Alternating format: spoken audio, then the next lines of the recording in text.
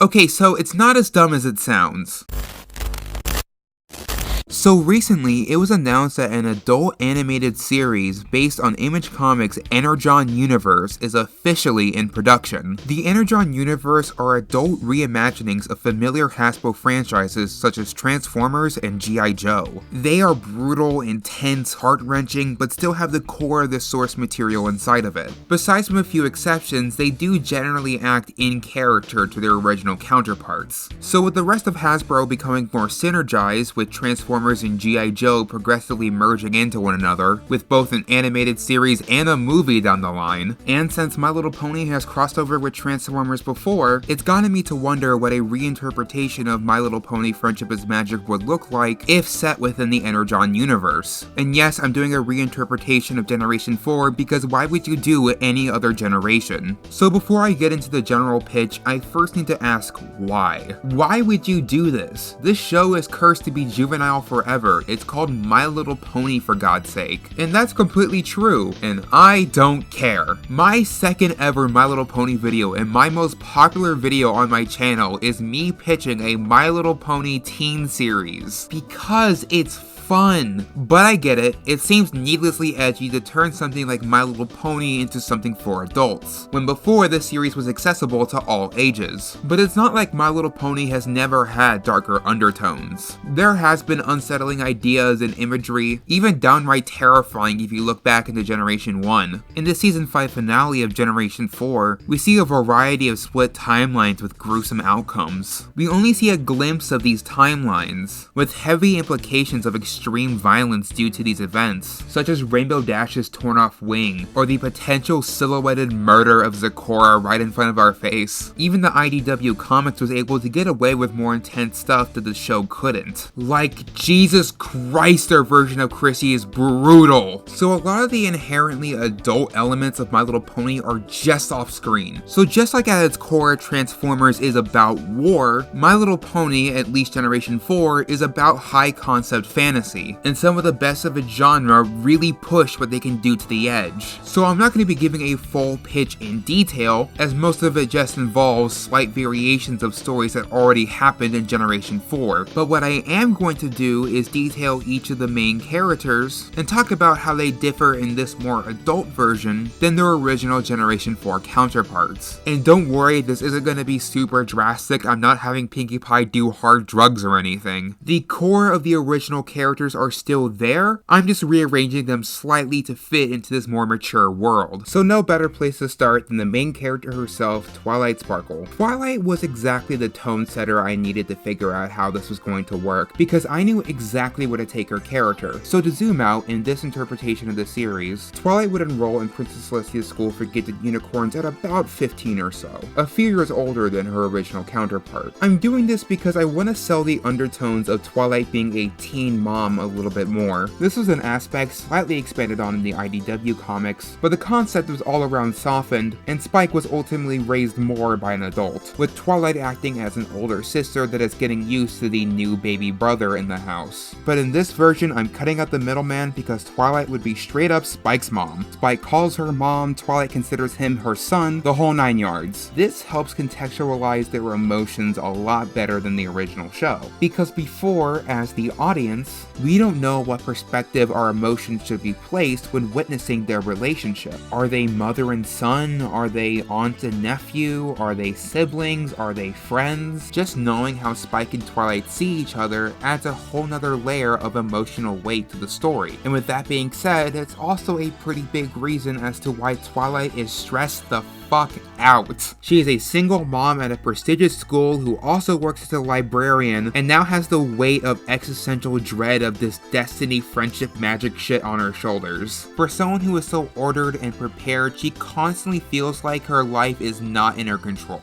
Maybe this could develop into Twilight having an unironic depiction of OCD. She tries to find meaning in things that are meaningless so she can feel more prepared. Small things like compulsively touching the wall a certain number of times before she goes to sleep, or rubbing a bit across her face every time she picks one up, or constantly breaking and sharpening sharpening a quill. Maybe Twilight in this version doesn't have as much of an immediate connection to Celestia. Maybe this version of her is more of a busy diplomat, so she can't make time at a moment's notice for Twilight. So Twilight is terrified of Celestia's benevolence if she doesn't have constant reaffirmations. So she would do these compulsive behaviors and insist it's what Celestia would have wanted. For disclosure, I'm not giving Twilight OCD because I think it would be more dramatic. I'm giving it to her because we couldn't otherwise represent that idea in the former series. Twilight, at the end of the day, is still a fully functional adult. She isn't incapable of living. She is a character that has OCD, not an OCD character. Making things more adult does not always mean making things more sad, so I want to keep that mentality consistent for the rest of the cast. Well, mostly. Rarity has a lot more toxic traits. She's a bit more of a gossiper and doesn't realize the domino effect of some of the things she says.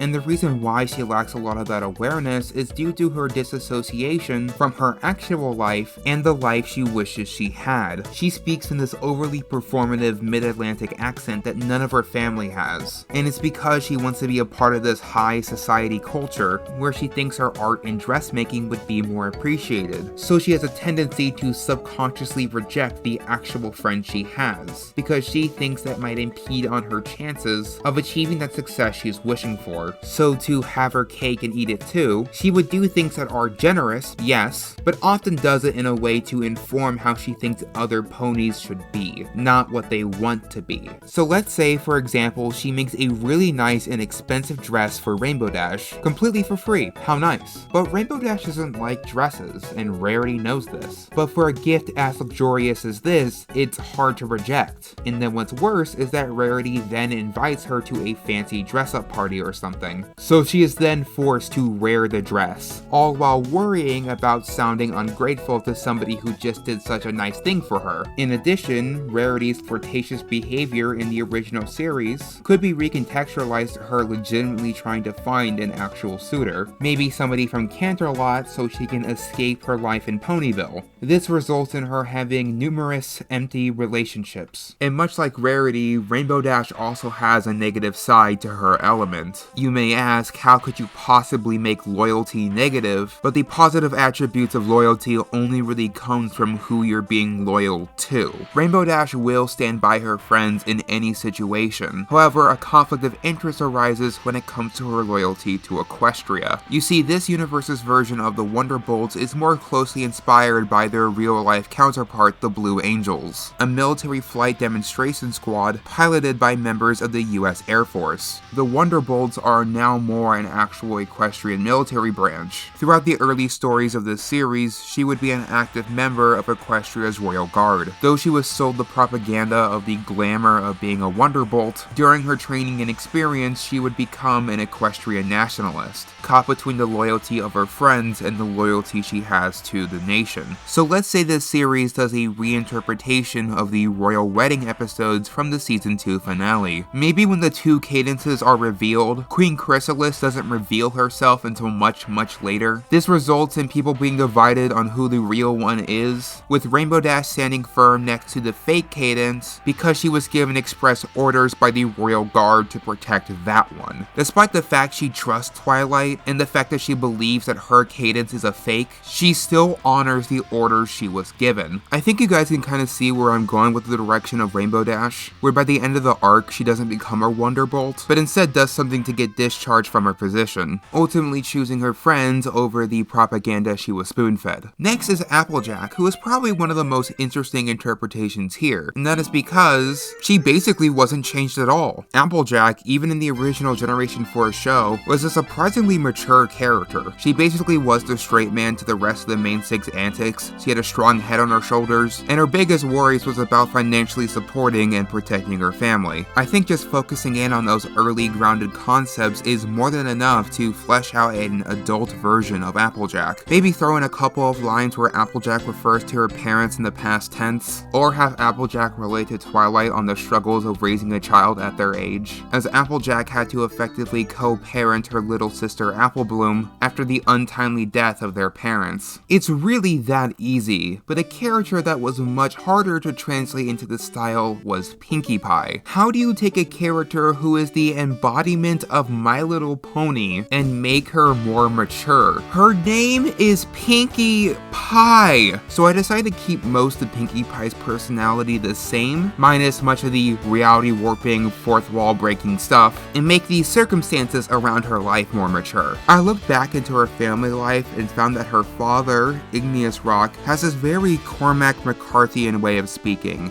I am called Igneous Rock Pie, son of Feldspar Granite Pie. Thou shalt know me as Cloudy Quartz.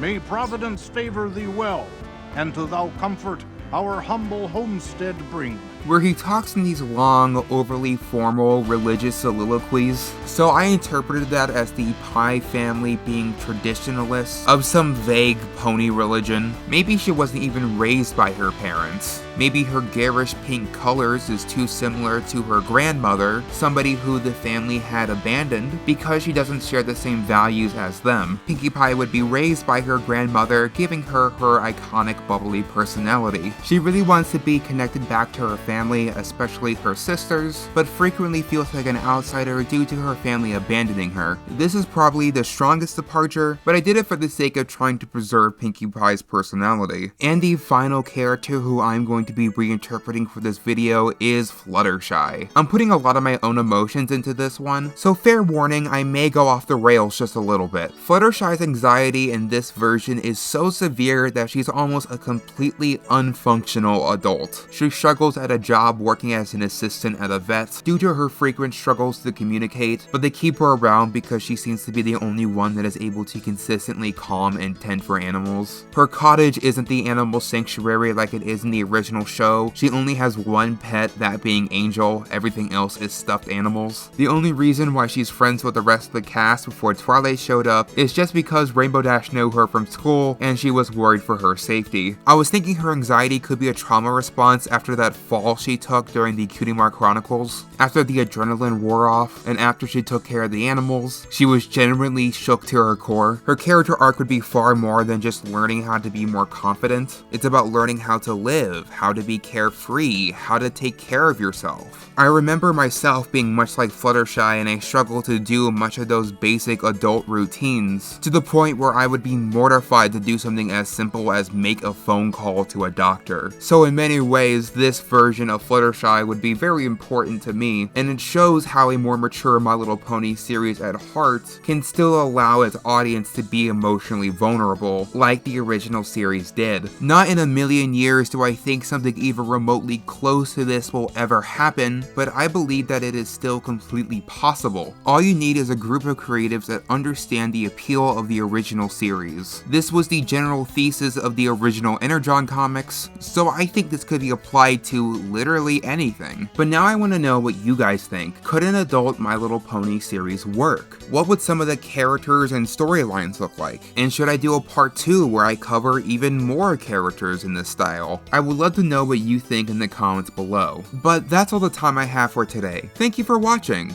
I've been May, and I'll see you next time.